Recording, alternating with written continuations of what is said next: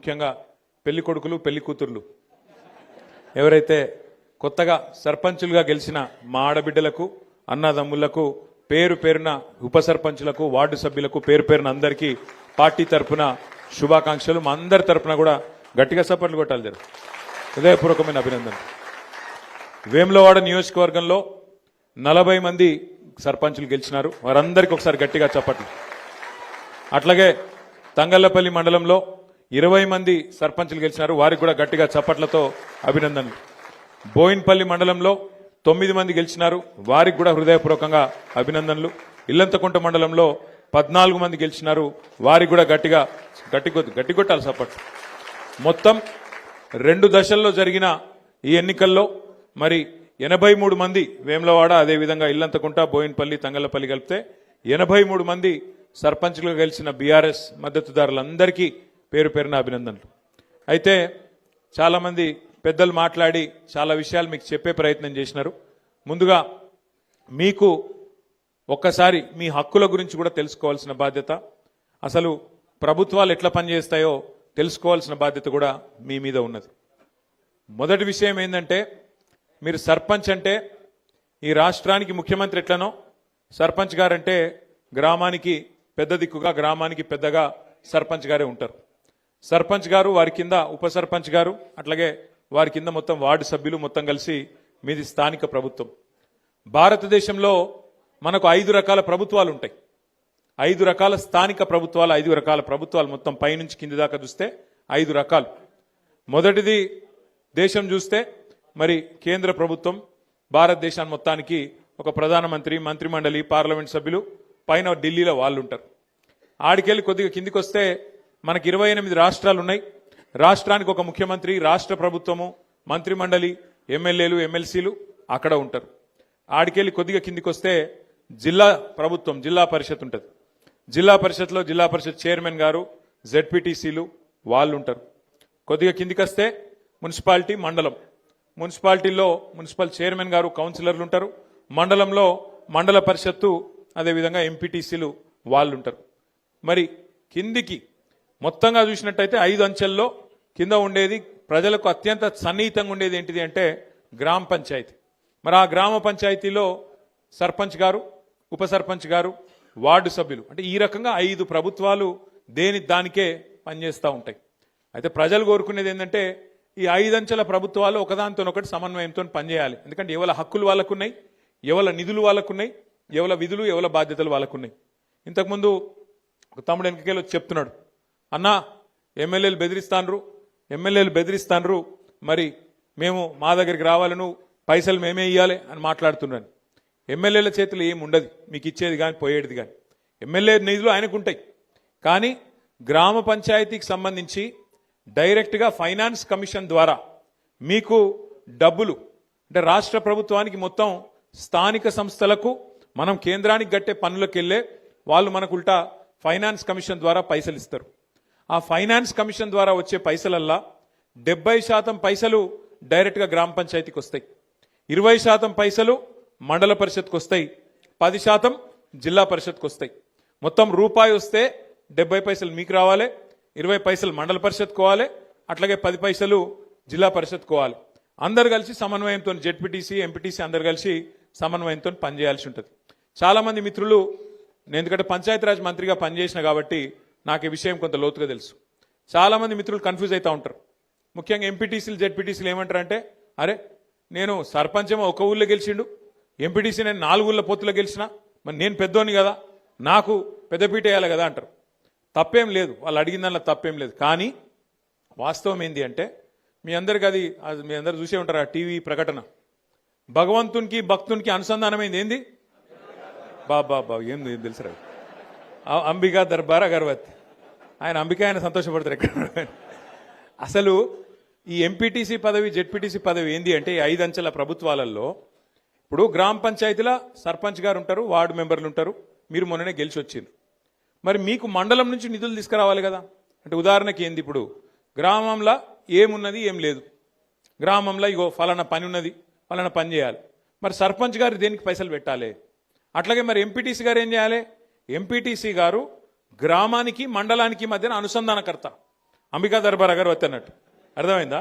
అంటే గ్రామానికి మండలానికి ఇప్పుడు నేను చెప్పినట్టు 70 పైసలు గ్రామానికి వస్తాయి ఫైనాన్స్ కమిషన్ పైసలు, 20 పైసలు మండలానికి పోతాయి, 10 పైసలు జిల్లా పరిషత్కు పోతాయి.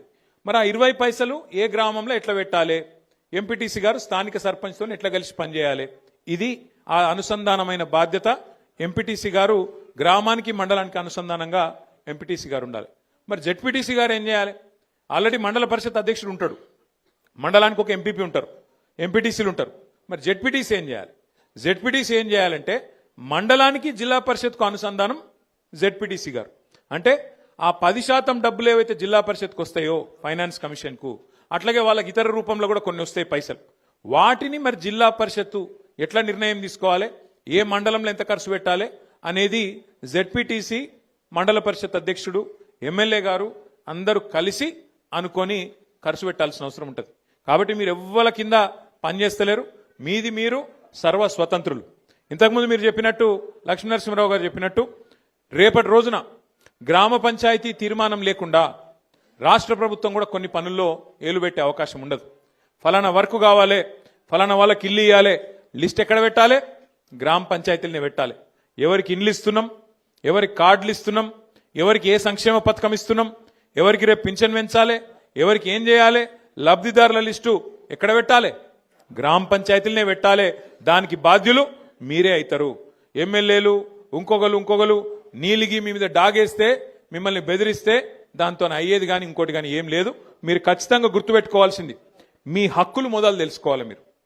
మీకు ఏం అధికారం ఉన్నది, మీకు ఏం ఎట్లా నడిపే అధికారం ఉన్నది, ఇది మీరు తెలుసుకోవాలంటే మాటలతో కాదు. అందుకే నేను జిల్లా ప్రెసిడెంట్ గారిని కోరుతా ఉన్నా, లక్ష్మీనరసింహరావు గారిని, రవిశంకర్ గారిని, అట్లాగే మా మానకొండూరు ఎక్స్ఎమ్మెల్యే గారిని కూడా కోరుతా ఉన్నా. మనం ఇప్పుడు సర్పంచ్ ఎలక్షన్లు 17 తారీఖు నాడు 3వ విడత కూడా అయిపోతాయి. అయిపోయాక జిల్లా పరిషత్ ఎలక్షన్, మండల పరిషత్ ఎలక్షన్ కూడా ప్రభుత్వానికి పెట్టక తప్పది. మరి జనవరిలో పెడతారా, ఫిబ్రవరిలో పెడతారా తెలియదు, పెడతారా అంటుండ్రు. అది కూడా పెట్టుకున్నాక అది కూడా పూర్తి అవుతుంది. పూర్తి అయిపోగానే మనం గెలిచిన జెడ్పీటీసీలు, ఎంపీపీలు, ఎంపీటీసీలు, సర్పంచులు, ఉప సర్పంచులు, వార్డు సభ్యులు అందరితో కలిసి మీకు ఒక వర్క్షాప్ పెడతాం. మనం పెద్దలను పిలుస్తాం. ఎవరెవరైతే గతంలో పంచాయతీరాజ్ డిపార్ట్మెంట్లో పనిచేసిన వాళ్ళు ఉన్నారో పెద్దలు, డిపిఓలుగా, డిఎల్పిఓలుగా పనిచేసిన పెద్దలు ఉంటారు, మంచి నిష్ణాతులు ఉంటారు, నిపుణులు ఉంటారు. వాళ్ళని పిలిచి తెలంగాణ పంచాయతీరాజ్ చట్టం ఏంటిది, అందులో సర్పంచ్ గారి విధులేంది, ఎంపీటీసీ గారి విధులేంది, మీ హక్కులేంది, వాటిని ఒకవేళ ప్రభుత్వం ఏమన్నా కాలరాసే ప్రయత్నం చేస్తే, ఇప్పుడే మా తమ్ముడు వచ్చి చెప్తా ఉన్నాడు, ఏం పేరు తమ్ముడు మర్చిపోయినరా, అంజీ చెప్తున్నా నాకు వచ్చి, అన్నా మా ఎమ్మెల్యే ఓడిపోయినాను బాగా బాధలున్నాడు, చాలా గెలుస్తా అనుకున్నాడు, ఓడిపోయిండు, బాగా బెదిరించిండు. ఒక ఎమ్మెల్యేనే కాదు తమ్మి, ముఖ్యమంత్రి ఏమో తిరుగుతాండు ఈ ప్రచారంలో, మీరు చూసిర్రు. నాకు తెలిసి చరిత్రలో జరగలే. పంచాయతీ ఎలక్షన్లో, సర్పంచ్ ఎలక్షన్లో ముఖ్యమంత్రి తిరగంగా నేనైతే ఎప్పుడు చూడలే. విజయోత్సవాల పేరిట ఏది 2 సంవత్సరాలు నిండినాయి, మేమేదో గొప్పగా నడిపినాం అని చెప్పి విజయోత్సవాల పేరు మీద జిల్లా తిరిగి ముఖ్యమంత్రి గారు కూడా పరోక్షంగా సర్పంచ్ ఎన్నికల్లో ప్రచారం చేశారు. ఇక ఎమ్మెల్యేల బెదిరింపులకైతే అంతులేదు పొంతులేదు. గెలిపియపోతే చూస్తున్నారు మీరు, ఎమ్మెల్యేలు స్పీచ్లే ఇస్తాను ఓపెన్గా, ఇండ్లియా నా ఇంటి ముంగటికి వస్తే మెడల్ బట్టి నూకుతా అని చెప్పి వాళ్ళు మాట్లాడుతూ ఉన్నారు. అట్లా బెదిరించింది. ఇక కొన్ని దగ్గరలో అయితే ఇంకా అన్యాయం. నిన్న నేను సూర్యాపేట జిల్లాకు పోయినా, నల్గొండ జిల్లాకు పోయినా, అక్కడైతే అన్యాయం. ఒక సోదరుడు మల్లయ్య యాదవ్ గారని ఆయన మీద దాడి చేసి కిరాతకంగా హత్య చేసి చంపేసిండ్రు. ఇంకొకాడ ఒక సోదరుడు మనోడు నామినేషన్ వేస్తే ఆయన ఎత్తుకపోయి కిడ్నాప్ చేసి, ఆఖరికి ఎంత ఘోరమంటిగా చెప్పరా, నా నోటితో నేను చెప్పలేకపోతున్నా, అంత కిరాతకం కూడా అక్కడ తిప్పర్తి మండలంలో ఒక మనోడు సోదరుడు ఆయన మీద కూడా చేసినారు. ఇంకో దగ్గరనైతే గెలిచినాక ఓట్లు గెలిచినాక కాదు, ఓట్లు వేసినాక మన ఓట్లు కావాలని తీసేసి తీసుకుపోయి మోరిలో వారేసిండ్రు. ఇట్లా ఎన్నో కిరాతకాలు చేయంగా కూడా, ఎన్నో రకాలుగా మన వాళ్ళ మీద ఒత్తిడి పెట్టంగా, ఇబ్బంది పెట్టంగా కూడా ఇవాళ రాష్ట్ర వ్యాప్తంగా 2 దశల్లో ఎలక్షన్లు జరిగితే, ఈ 2 దశల్లో కూడా ఒక్కొక్క దగ్గర ఒక్కొక్క తిరుగు, కానీ కొన్ని దగ్గరలో 40%, కొన్ని దగ్గరలో 30%, కొన్ని దగ్గరలో 50%, కొన్ని దగ్గరలో 60-70% కూడా గెలిచి సత్తా చాటిన గులాబీ దండుకు, గులాబీ సైనికులకు నేను శిరస్సు వంచి మీకు అభినందనలు తెలియజేస్తా ఉన్నా. మామూలు విషయం కాదు ఇది. ఎందుకంటే 2 ఏళ్లలోనే ప్రభుత్వం మీద ఇంత స్థాయిలో వ్యతిరేకత వచ్చుడు, ఇంత స్థాయిలో తిరుగుబాటు జరుగుడు, ఇది మామూలు ముచ్చట కాదు. ఎందుకంటే ప్రజలు కూడా జనరల్గా ఎట్లుంటారంటే, ఇంకో 3 ఏళ్ళు గవర్నమెంట్ ఉంది కదా, సూతాంతి అన్నట్టు ఉంటారు. కానీ తెలంగాణలో పరిస్థితి అలాగున్నది. మీరు గమనించండి, ఎంత కోపం ఉంటే, ప్రభుత్వం మీద ఎంత వ్యతిరేకత ఉంటే ఇట్లాంటి వ్యతిరేక ఫలితాలు వస్తాయి. ఒకసారి యాద్ చేసుకోండి. మన ప్రభుత్వం ఉన్నప్పుడు 32 జిల్లా పరిషత్లు ఉంటే 32 మనమే గెలిచినాం. 143 మున్సిపాలిటీలు ఉంటే 136 మున్సిపాలిటీలు గెలిచినాం. జెడ్పీటీసీలు దగ్గర దగ్గర 450 దాకా గెలిచినాం. మండలాలు దగ్గర దగ్గర 430 దాకా గెలిచినాం. 520 చిల్లర మండలాలు ఉండే అప్పుడు కొద్దిగా పెరిగినాయి ఇప్పుడు. అట్లాగే గ్రామ పంచాయతీలు 12,000 ఉంటే దగ్గర దగ్గర 9,000 మనమే గెలిచినాం. కేవలం అక్కడనో ఇక్కడనో వాళ్ళు ఒక 15-20% గెలిచిరు, కానీ మనం గెలిచినట్టు 30%, 40%, 50-60% వాళ్ళు ఎక్కడ కూడా గెలవలేదు. 2 ఏళ్లు తిరగకుండానే ప్రభుత్వానికి ఈ పరిస్థితి వచ్చింది. మరి పెద్దల ఆత్మవిమర్శ చేసుకోవాలి కాంగ్రెస్ వాళ్ళు. ఎందుకు 2 ఏళ్లు తిరగకుండానే ప్రజలలా ఇంత కోపం వచ్చింది? మనకు కనబడుతూనే ఉన్నది. యూరియా బస్తాల కోసం తనలాడుడే, కరెంటు కోసం ఆగం, ఏ పథకం కూడా చక్కగా అమలు అయితలేదు. రైతు రుణమాఫీ అన్నారు, 2 లక్షలు అన్నారు, ఎక్కడ కూడా చారణకు మించి చక్కగా జరగలే.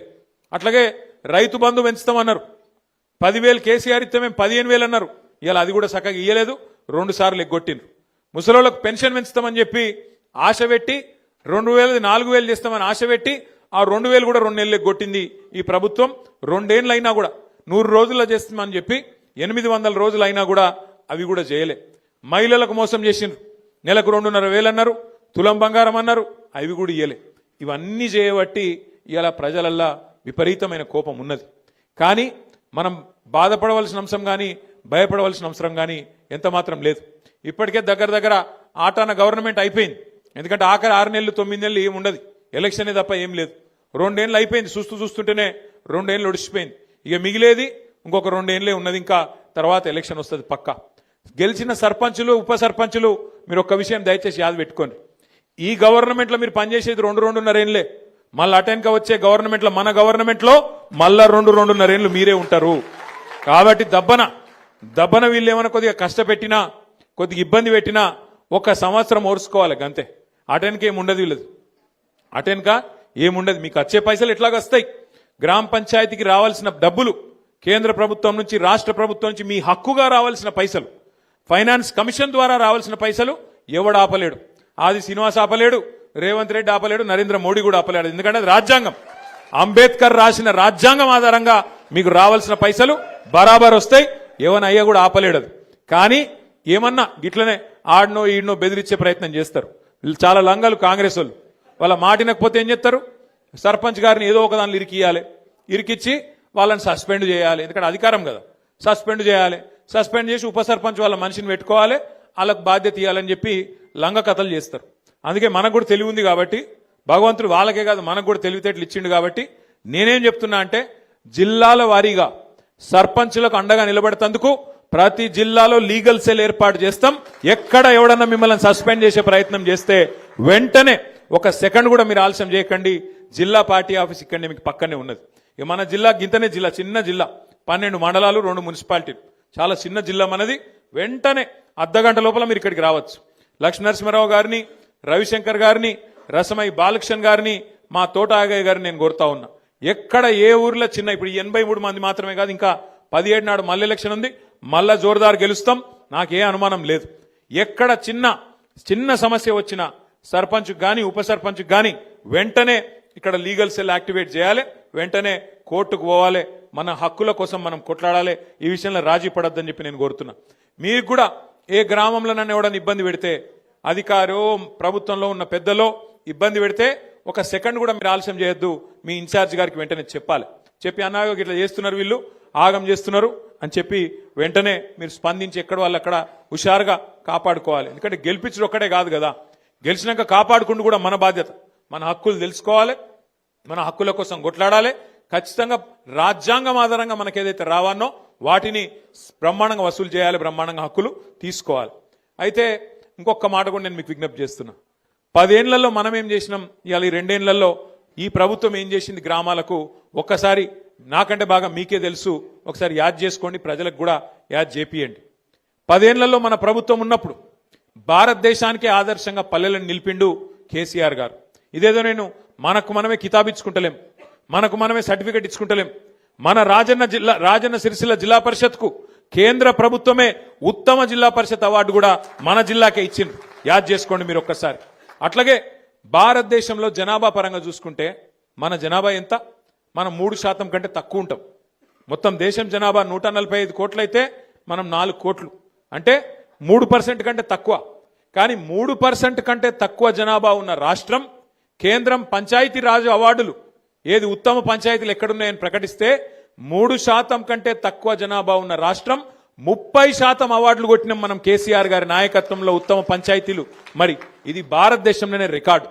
ఏ ప్రభుత్వం కూడా ఇంతవరకు సాధించలేదు రికార్డు. ఎట్లొచ్చినాయి అవార్డులు? మరి ఉత్తగానే వచ్చినాయా? పైరవి చేస్తే వచ్చినాయా? కాదు, పని చేస్తే వచ్చినాయి. ఏం పని చేసినాం? ప్రతి ఊళ్ళో ఒక నర్సరీ పెట్టినాం, ప్రతి ఊళ్ళో ఒక డంప్ యార్డ్ పెట్టినాం, ప్రతి ఊళ్ళో ఒక ట్రాక్టర్ పెట్టినాం, ప్రతి ఊళ్ళో ట్యాంకర్ పెట్టినాం, ఒక ట్రాలీ పెట్టినాం, ప్రతి ఊళ్ళో ఒక శ్మశాన వాటిక పెట్టినాం, ప్రతి ఊళ్ళే ఒక పల్లె ప్రకృతి వనం కట్టినాం. ప్రతి ఊరికి ఒక ప్రణాళిక, మన ఊరు మన ప్రణాళిక అనే ఒక ఆలోచన తీసుకొచ్చి ఎవల నిధులెన్ని ఎవల విధులేంది అని డిసైడ్ చేసి నెల నెల టంచన్గా మనకు ఫైనాన్స్ కమిషన్ నుంచి వచ్చే పైసలు బ్రహ్మాండంగా గ్రామ పంచాయతీలకు అందజేసినాం. అందజేస్తే ఏం జరిగింది? పని జరిగింది. ఒక చెట్టు పెడితే చెట్టు చచ్చిపోవద్దు అని చెప్పి హరితహారం కార్యక్రమం ప్రారంభిస్తే కేసీఆర్ గారు పంచాయతీరాజ్ చట్టంలో పెట్టిండు. ఏమని? 85% చెట్లు బతకాలే, బతికేటట్టు చూసుకునే బాధ్యత సర్పంచులు, ఉప సర్పంచులు, వార్డు సభ్యులు మీరే తీసుకోవాలని. ఇలా కొన్ని ఊర్లు తిరుగుతుంటే నిజంగా కడుపు నిండినంత సంతోషం అవుతుంది. ఆ పెరిగిన చెట్లు, ఏపుగా పెరిగిన చెట్లు అద్భుతంగా నీడనిస్తుంటే, మన పిల్లలకు రక్షణ ఇస్తుంటే గొప్పగా హృదయం ఆనందంతో ఉప్పొంగిపోతుంది. నిన్న నేను సూర్యాపేట జిల్లాకు పోయి ఆడికెళ్ళి మన తుంగతుర్తికి వెళ్ళి సూర్యాపేట పోతుంటే అక్కడ మధ్యలో ఒక ఊర్లో ఆగిన, మనోళ్ళు ఆపితే, అక్కడ అప్పుడే ఎలక్షన్ అయింది, కౌంటింగ్ అవుతుంది, మనోళ్ళు ఆపినరు, ఆగిన నేను ఆగితే ఆ ఊరు పేరు ఏపూరు. ఆ ఏపూరు అనే గ్రామం నిజంగా ఎంత గొప్పగా అనిపించిందంటే నాకు, మంచిగా ఆడ చెక్ డ్యామ్ కట్టిరు. ఆ చెక్ డ్యామ్ పక్కన మొత్తం నీళ్ళు ఆగి ఉన్నాయి. మంచిగా బతుకమ్మ ఘాటు కట్టుకున్నారు, ఆడ మంచి ఇట్లా మెట్లు కట్టుకున్నారు. పెద్ద ఊరు, దగ్గర 3000 ఓట్లుంటాయి, పెద్ద ఊరు. ఆ ఊళ్ళే మొత్తం ఒక వైకుంఠ ధామం కట్టిరు, ఒక పెద్ద శివుని విగ్రహము, వైకుంఠ ధామము, మంచి కాంపౌండ్ వాళ్ళు, బ్రహ్మాండంగా ఉత్తమ గ్రామ పంచాయతీగా వాళ్లకు దేశంలోనే అవార్డు వచ్చింది. అట్లా ఆ తీరుగా పనిచేయాలి చేస్తే. ఎందుకంటే సర్పంచ్ ఇయ్యాల మీరు గెలిచిరు, సంతోషం, 5 ఏళ్లకు మీరే ఉంటారు, గ్రేటు. కానీ పని చేసి చూపెడితే, పని చేసి ప్రజలకు, ఎందుకంటే ప్రతి ఒక్కరు మీరు మాట ఇచ్చింటారు, ఫలానా పని ఫలానా పని ఫలానా పని నేను చేస్తా అని చెప్పింటారు. కాబట్టి మనం చేయాల్సిందల్లా ఏంటంటే పదవిలోకి వచ్చుడు ముఖ్యం కాదు, పదవిలోకి వచ్చినాక ఆ పదవికి వన్నె తెచ్చే విధంగా, ఆ పదవికి గౌరవం పెంచే విధంగా ప్రజల ముందు నడుచుకుంటేనే మనని యాది పెట్టుకుంటారు. ఇగో ఫలానా సర్పంచ్ గారు ఉన్న టైంలో ఇగో ఫలానా పని అయింది, ఇంత గొప్పగా పనిచేసి మా ఊరును బాగా చేసిండ్రు అనే విధంగా ఆలోచించడం జరుగుతుంది. ప్రజలు కూడా యాద్ చేసుకోవడం జరుగుతుంది. ఎందుకంటే పదవులు పోతాయి, ప్రాణాలు కూడా పోతాయి, కానీ మిగిలేది పేరు ఒక్కటి మాత్రమే. మిగిలేది మనిషికి జీవించినంత కాలం మంచిగా పనిచేస్తే మరణించిన తర్వాత కూడా మిగిలేది పేరు ఒక్కటే. కాబట్టి దయచేసి నేను మిమ్మల్ని కోరేది, ఏ గౌరవం అయితే ప్రజలు మీకు ఇచ్చిండ్రో, ఏ గౌరవం అయితే మన పార్టీ నాయకులు కార్యకర్తలు ఇవాళ కష్టపడి మీకు అందించినరో, మీ గెలుపును అందించినరో, మీరు ఆ గెలుపును ఆస్వాదించండి. కానీ మీకు వచ్చిన ఈ పదవిని ప్రజల కోసం, మన పనుల కోసం, గ్రామం పనుల కోసం పూర్తి స్థాయిలో వినియోగించండి. అండగా మేముంటాం. మన ఎమ్మెల్సీలు ఉన్నారు, ఎమ్మెల్యేల సంబంధించి మన కొంతమంది ఎంపీలు ఉన్నారు, 4 రాజ్యసభ ఎంపీలు, అక్కడనో ఇక్కడనో కొంత నిధులు కూడా అందించే ప్రయత్నం తప్పకుండా చేస్తాం, భయపడవలసిన అవసరం లేదు. అట్లాగే మీకు ఫైనాన్స్ కమిషన్ ద్వారా వచ్చే డబ్బులు రొటీన్గా రాజ్యాంగబద్ధంగా వచ్చేటి ఎట్లాగూ వస్తాయి. ఇయ్యకపోతే అసెంబ్లీలో, శాసన మండలిలో, పార్లమెంట్లో వాళ్లను తప్పకుండా నిలదీసి ఆ డబ్బులు ఇప్పించే బాధ్యత కూడా మేము తీసుకుంటామనే మాట కూడా నేను మీకు విజ్ఞప్తి చేస్తున్నా. మీ మీద ఎవరు ఏమీ చేయలేరు, ఎవరు బెదిరించినా, ఎవరు ఎన్ని రకాల ప్రలోభాలు పెట్టినా వాటికి లొంగకుండా మీరు ఆల్రెడీ గెలిచి వచ్చినారు. చాలా చాలా సంతోషం. నేను మిమ్మల్ని కోరేది ఒకటే, అరే మన పని అయిపోయింది, మరిగా మనం పక్క కూర్చుంటామంటే నడవదు. ఇంకొక మన జిల్లాలోనే ఇంకొక 4-5 మండలాల్లో ఎలక్షన్ ఉంది, అక్కడ కూడా మీరు దిగాలి. మీ చుట్టాలో, దోస్తులో, వాళ్ళలో వీళ్ళు ఉంటే మన పార్టీ నాయకులు గెలిచేటట్టు. ఎందుకంటే ఒక్కొక్కరు ఎలక్షన్లు ఎంత కష్టపడ్డారో మీకు తెలుసు, మీ ఎలక్షన్లు ఎంత తనలాడిరో మీకు తెలుసు. కాబట్టి అక్కడ మనోళ్ళు కూడా కొట్లాడుతున్నారు 17 తారీఖు రోజు, వాళ్ళు కూడా గెలిచేటట్టు మీరు కూడా మరి వేడి నీళ్ళకు సన్నీళ్ళు సాయం అన్నట్టు కొంత సాయం చేయండి. అవసరమైతే ఒక రోజు ఒక పూట అడిదికి పోయిరాన్రి, అక్కడ కూడా మీకు తెలిసిన వాళ్ళు, దోస్తులో, చుట్టాలో, క్లాస్మేట్సో ఎవరన్నా ఉంటే ఒక అడుగు పక్కకు పోయి అక్కడ కూడా చెప్పి రావాలి, మనోళ్ళు గెలిచేటట్టు చూసుకోవాలి. ఎందుకంటే పెద్దలు ఒకటే చెప్తారు, ఎక్కడ పోగొట్టుకున్న దాన్ని మళ్ళీ అక్కడనే దేవులాడుకోవాలి. మనకు అధికారం పోయిందని బాధ లేదు, అధికారం పోయిందన్న బాధ ఏం లేదు. సరే, వేములవాడలో మీకు తెలుసు, పాపం 4 సార్లు ఓడిపోయింది ఆయన అని చెప్పి ఆయన ఏడుచుకుంటా తిరిగితే ఏదో 4 ఓట్లు వేసిర్రు. ఆయన ఏం పెద్ద మేయారిటీతో నేను గెలవలే. తిప్పి కొడితే ఎంత 12,000 14,000 ఓట్ల మేయారిటీతో గెలిచిండు. ఆయన ఏమో పెద్ద దానికేదో చాలా గొప్ప ఇది లెక్క. తెల్లారులేస్తే కేసీఆర్ గారిని తిట్టుడు, తెల్లారులేస్తే కేసీఆర్ను అట్లా ఇంత మాట అంత మాట అనుడు. గది కాదు కదా గెలిపించింది నిన్ను. శాతనైతే మాకంటే ఎక్కువ పని చేసి చూపెట్టు, శాతనైతే మాకంటే ఎక్కువ చెయ్యి. రైతు బంధు 15,000 చేస్తానో కదా చెయ్యి, 4,000 పెన్షన్ చేస్తానో కదా చెయ్యి, మహిళలకు 2,500 ఇస్తానో కదా ఈ పని చేయగలిగితే గా పని చెయ్యి. తెల్లారులేస్తే కేసీఆర్ని తిట్టాలి, తెల్లారులేస్తే బీఆర్ఎస్ వాళ్ళని తిట్టాలి. గది కాదు కదా రాజకీయం అంటే. అందుకే నేను మిమ్మల్ని కోరేది ఏంటంటే ఇక ఎలక్షన్ల దాకానే రాజకీయం. ఎలక్షన్లు అయిపోయాక పనిలో పడాలి, పని చేయాలి. గ్రామానికి, రాష్ట్రానికి, ప్రజలకు, మనం ఎన్నుకున్న మన ప్రజలకు మనం సేవలు అందించాల్సి ఉంటుంది. ఆ దిశగా ముందుకు పోదాం. మీ అందరికి కూడా 84 మంది సర్పంచులు, అదేవిధంగా గౌరవ ఉప సర్పంచులు, వార్డు సభ్యులు ఎవరెవరైతే గెలిచి వచ్చిండ్రో వాళ్ళని ఎవరెవరైతే గెలిపించిండ్రో వాళ్ళందరికీ శుభాకాంక్షలు తెలియజేస్తూ నేను దయచేసి మిమ్మల్ని కోరేది ఆగమాగం చేయకూరి ముందు సర్పంచులకు సన్మానం చేద్దాం. ఎందుకంటే వాళ్ళందరూ కష్టపడి గెలిచి వచ్చిండ్రు. 84 మంది ఇక్కడ ఉన్నారు. మిగతా వాళ్ళు జర్ర ఓపికగా ఉండాలి. మండలాల వారీగా, గ్రామాల వారీగా మన ప్రెసిడెంట్ గారు పిలుస్తారు. వాళ్ళు పిలిచిన వాళ్ళే రావాలి. డిసిప్లిన్ గా దయచేసి సహకరించాలని కోరుతూ మళ్ళొక్కసారి మీ అందరికీ గట్టిగా చప్పట్లతో అభినందనలు చెప్పాలని చెప్పి కోరుతూ జై తెలంగాణ. వేదిక మీద కూర్చున్న వాళ్ళు చప్పట్లు కొడతలేరు, గట్టి కొట్టాలి. జై తెలంగాణ. కేసీఆర్ గారి నాయకత్వం, కేసీఆర్ గారి నాయకత్వం. Thank you. జై తెలంగాణ.